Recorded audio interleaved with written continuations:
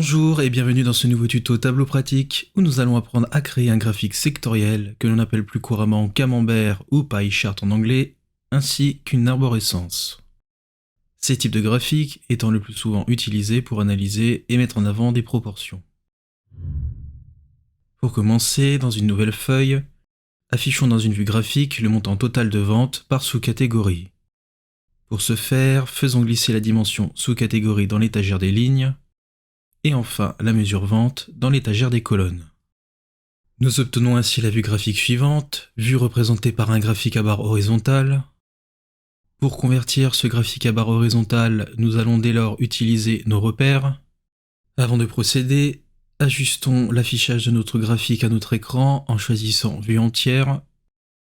Commençons par modifier le type de graphique en cliquant sur la liste déroulante des repères et choisir, pour créer notre camembert, le repère secteur. Ne tenons pas compte de l'apparence de notre vue au fur et à mesure que nous construisons notre camembert, car les résultats peuvent être surprenants puisque nous voyons actuellement que nos barres horizontales sont remplacées par des secteurs. Nous allons ensuite faire glisser notre mesure vente de l'étagère des colonnes dans le repère taille. Tableau nous affiche ainsi pour chaque sous-catégorie une taille de secteur différente en fonction du montant total des ventes de chacune. Puis faisons glisser la dimension sous-catégorie de l'étagère des lignes dans le repère couleur. Tableau m'affiche dès lors notre graphe sectoriel ou camembert. Nous remarquerons que pour construire un graphe sectoriel sur tableau, nous devons placer une dimension dans le repère couleur, puis une mesure dans le repère taille, tout en sélectionnant le repère secteur. Pour le démontrer, dans une nouvelle feuille, affichons un graphe sectoriel représentant le montant total de vente, mais par catégorie cette fois. Je modifie d'abord la taille de l'affichage pour que mon graphique soit plus lisible, puis je change mon type de repère qui est en automatique pour secteur.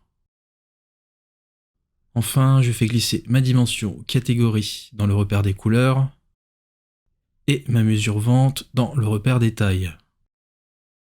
Pour plus de lisibilité, je fais glisser ma mesure vente, voire également ma dimension catégorie dans le repère étiquette, afin d'avoir notre graphe sectoriel qui affiche la proportion du total de vente par catégorie. Bien entendu, je pourrais si besoin améliorer son visuel en jouant avec les autres repères et les formatages, mais l'objectif était de voir comment le construire de A à Z. Comme un graphe sectoriel est de la même nature qu'un graphique à arborescence, c'est-à-dire qu'ils sont utilisés pour mettre en avant des proportions, la construction d'une arborescence est exactement le même procédé que la construction d'un graphe sectoriel. Ainsi, dans une nouvelle feuille, affichons une arborescence représentant le montant total de vente par sous-catégorie. Je modifie d'abord la taille de l'affichage pour que mon arborescence prenne l'entièreté de mon écran en sélectionnant vue entière.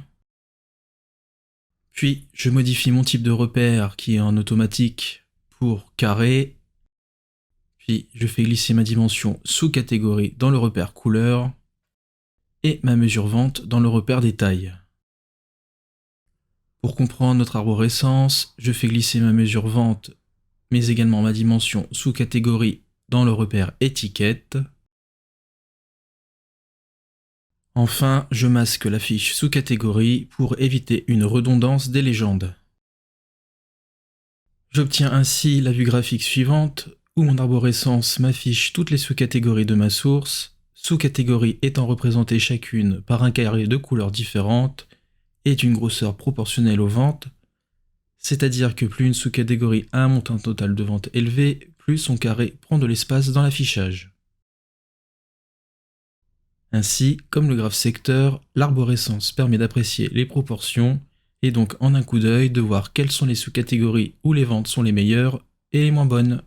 Le tuto est désormais terminé, retrouvez-nous sur tableau-pratique.com pour encore plus de contenu dédié à Tableau.